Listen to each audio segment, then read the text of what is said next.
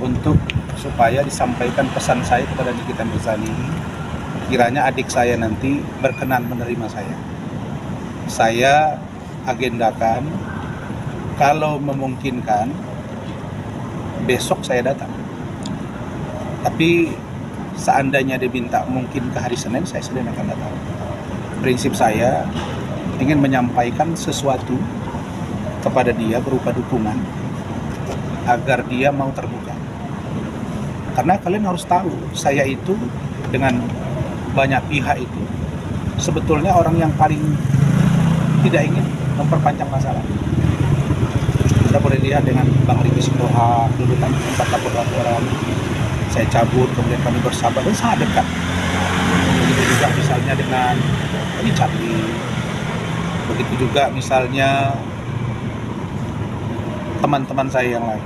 Bahkan Medina Zain aja 100 juta sampai sekarang belum dia bayar, dan dia sampai di penjara sampai dia keluar, saya minta, dia bilang belum ada, ya sudah. Jadi prinsip saya ingin agar terbuka ada apa sebenarnya di balik kasus skincare ini. Kenapa sampai ada uang 4 miliar dibayar? Kalau kena ada something wrong, nggak mungkin something wrong, kan nggak mungkin. Nah, jadi saya ingin memberi pesan-pesan moral kepada NN agar dia berani, dan saya insya Allah bersedia bantu agar saya tidak mau ada orang yang korban. Kalau sejatinya 5 orang, ya 5 orang. Sebagaimana kita paham filosofi hukum kita, bukti itu harus lebih terang dari cahaya. Agar cahaya itu lebih terang lagi dengan kehadiran saya, kenapa saya tidak hadir?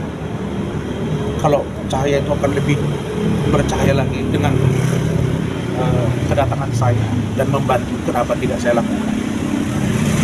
Kan topik besarnya sekarang menyelamatkan dunia skincare dari dugaan penjualan produk yang berakibat kepada pelanggaran hukum dan berisiko bagi pemakainya. Saya masih ingat dari kata-kata sahabat saya, Dr. Tompi. Dr. Tompi kan mengatakan bahwa yang namanya pemutih itu nggak ada, Bang. Orang disuntik kromosom ya nggak akan putih, yang ada itu bening karena isinya air. Jadi saya akan komunikasi, saya akan minta waktu. Dari sini nanti saya akan ke tempat Mail, dari tempat Mail baru saya ke Krimsos menyerahkan surat meminta agar beberapa orang ini diperiksa. Ya dong, kan nggak boleh kalau ada orang yang menjembatani. Sekarang yuk jadi jembatan. Kenapa yuk jadi jembatan? Kalau ibarat di sungai ini jadi jembatan, terus kita mau lewati untuk ke seberang. Lu ke seberang tuh mau ngapain? Mau nyuri kah? Atau mau melakukan sesuatu yang baik? Kalau perbuatan itu diketahui jadi jembatan itu adalah pelanggaran hukum, dia nggak boleh lakukan itu. Gitu kan? Ini adik saya Agam kan, dia sudah lama dengan saya. Pendapat hukumnya begitu.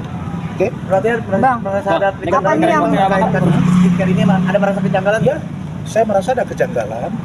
Saya sudah WA juga Adinda Sunan Kalijaga. Ya, saya sampaikan kepada beliau juga. Saya senang dia menjadi kuasa hukum dari Dr. Oki Pratama. Kami saling memahami bahwa Adinda Sunan akan menjalankan peran dia, dan saya yakin bahwa Adinda Sunan juga tahu bahwa Oki itu mantan klien saya. Tapi sekali lagi ini tidak dibungkus oleh kebencian, tidak dibungkus karena saya sakit hati. No, saya hanya ingin dunia skincare ini bisa clear dari penjualan produk-produk. Itu baru produk. Karena saya lama dengan mereka. Bagaimana dengan limbahnya? Bagaimana dengan STR dokter dan perawat yang menggunakan treatment? Bagaimana dengan alat-alatnya? Ini banyak hal yang serius yang nggak boleh dianggap enteng. Nah, jadi saya minta agar NN berani bersuara. Itu judul besar. Jangan takut. Sekarang berkembang isu di luar, seolah-olah ada banyak pemilik skincare ya yang memberikan sesuatu dari hasil rembukan orang itu, kumpul sekian gitu kan, benar nggak? Ini bahaya. Kalau you melakukan kejahatan terus kalian kumpul terus dikasih duit, serahkan untuk menjadikan satu orang korban itu nggak boleh. Kalau itu benar. Nah ini yang saya mau ungkap. Orang yang begini berani itu saya, bos. Yang berani itu saya. Saya akan head to head kalau ada orang yang backup dia. Oh misalnya si A akan dilindungi, nggak ada. Saya jawab di sini. NM ditahan tidak ada melibatkan siapapun. Apalagi menyebut-nyebut petinggi kepolisian. Tidak ada. Saya tahu tidak ada. Dan begitu juga sebaliknya, tidak akan ada juga yang backup. Ya cukup kita selama ini digambarkan bahwa Nikita itu orang kuat. Sampai ada loh yang bilang ke saya, oh bang, hati-hati bang. Nikita itu bang, kalau ibarat rumah sudah punya sertifikat. Saya terobos tuh dia, dan saya punya sudah digelar. Dan dia akan diperiksa di sini. Dan saya akan minta dia untuk berbicara jujur. Bisa, tak ada masalah. Oke. Bang, ada track record kan abang bermusuhan sama Niki, bang. Ini Emang publik bertanya-tanya, bang. Bentar ya. Berbeda pendapat bukan berarti bermusuhan. Bermusuhan bukan berarti tidak bisa berbaikan. Tergantung kadar berbaikannya seperti apa. Kalau lu mau tanya itu ke saya, dia ini adik saya, pernah juga saya marah. Tapi hari ini baik kok di mata saya. Kenapa emang? Kalian dukung saya berantem sama NM atau bisa baikan? Baikan dalam rangka apa? Baikan dalam rangka mencari terangnya peristiwa hukum. Di situ. Poinnya di situ. Bukan karena yang lain-lain. Alangkah sedihnya sekarang NM kalau ini hanya dia menerima korban dari kejahatan ini, lalu kemudian ada orang lain yang justru tidak tampil ke permukaan. Makanya saya simpati kepada adik saya, Fitri Salhuteru. Saya selalu bertelepon dengan dia bilang, bang di mana mereka? Artinya kita ini punya niat baik untuk mengungkap ini. Supaya apa?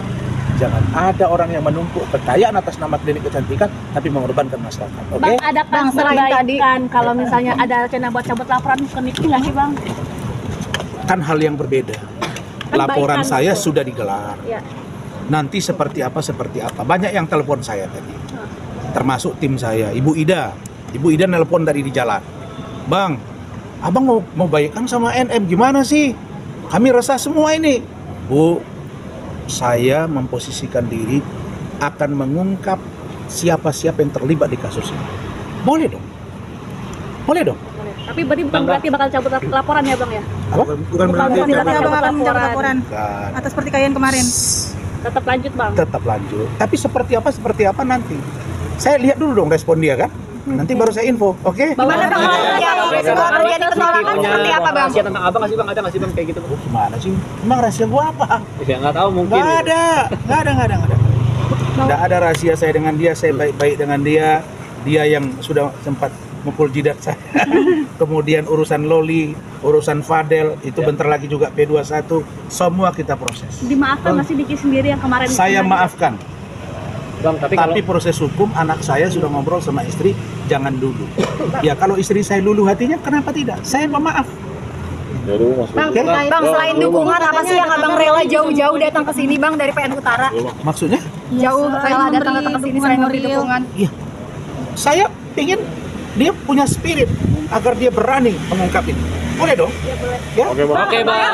Terkait jidatnya sendiri katanya ada. Loli juga katanya mukul Nikita juga bang, seperti apa nih? Siapa? Katanya ada isu seperti Iya, itu. ada. Misal waktu kejadian di Polres waktu itu abang Ibu dipukul. Ade. Nggak ada. Kalau saya pukul banyak dong dia. Enggak, maksudnya Bukan, Loli Loli juga ikut katanya mukul Nikita Niki. juga Itu sampai gimana, ada Bang? yang Iya. mukul abang di Polres. Katanya Bener gitu. gak sih, Bang, itu? Pembela Boleh, abang, sini. gimana bang? Katanya ada Loli mukul Nikita, ada waktu itu. Gimana? Maju boleh Bu Ade. Sini Bu Ade. Sempat apa? Pas saat kejadian di Polres pak. Sempat menarik rambutnya, sempat menarik Katanya rambutnya. ada kabar Loli juga ikut mukul pas saat Niki. kejadian Niki mukul abang di Polres. Bener nggak? Isu seperti itu. Bukan mukul sih, lebih ke menarik rambut. Jambak. Kan NM itu kan dorong Bu Ade. Saya NM tiba-tiba Loli ngambil si NM. Ambil rambutnya. Jadi Membela ya. Bang, Membela Ibu Ade ya. bang jika misalkan Niki nggak mau ketemu abang, mungkin tanggap gimana? Ya, terjadi penolakan. saya yakin dia dapat informasi, tapi yang saya lihat responnya ada loh. 3 postingan saya diposting kembali, di-repost oleh Nikita Mirzani official. Ada. Artinya ada respon. Tentang apa bang postingan? Tentang itu, untuk membuka tabir siapa sebetulnya yang terlibat di kasus ini. Ada. Oke, Bang. Oke, Bang. Makasih, Bang. Tadi saya sudah komunikasi Sini bang, kamera bang. dengan penjaga ya. Yang di dalam itu ada beberapa orang penjaga. Kemudian namanya Pak Kadek orang Bali. Dan ya memang jam besuk kan tidak ada jam segini. Itu sampai jam 3. Dan itu adalah Senin sampai dengan Kamis. Jumat itu nggak masuk. Lalu kemudian saya minta disampaikan ke Nikita Mirzani di dalam bahwa saya ingin bertemu hari Senin atau berikut sekitaran jam 11 dan pihak penjaga masuk ke dalam. Saya sudah tahu lah di dalam ini selnya seperti apa, saya sudah tahu karena dulu saya nangani Pak Sri Bintang Pamungkas juga di sini, yang di tempat Mail itu dulu Bang Egy Sujana juga di sana dengan Pablo Benua, dengan Ray klien saya. Jadi setelah disampaikan, Nikita Mirzani bilang kalau saya mau ketemu tolong melalui penyidik. Ya nanti saya akan komunikasi dengan penyidik. Nah, nanti dia komunikasi ke dalam dan saya berharap Nikita bisa membuka ruang komunikasi. Dan saya pasti akan bicara dengan penyidik agar penyidik nanti bicara dengan saya apa sebenarnya yang mau saya sampaikan. Sebenarnya penting buat NM, penting banget. Dan saya nggak mungkin ungkap kepada kalian apa yang saya tahu tentang polemik ini. Oke, berarti artinya Niki membuka ruang abang untuk datang bertemu dengan dia. Ya, Bang? Bahasanya begitu kan? Nih, iya kan? Ini ada Bu Yanti ini, yang cantik ini. Nah, jadi bahasanya kalau mau bertemu silakan komunikasi dengan penyidik. Dan kalau saat ini belum bisa ketemu karena memang waktunya belum ada. Saya kira begitu. Oke? Sekarang saya mau ke Krimum, ke cyber mengantar surat. Oke, Ke sana. makasih, Bang. Oke? Thank you. Iya.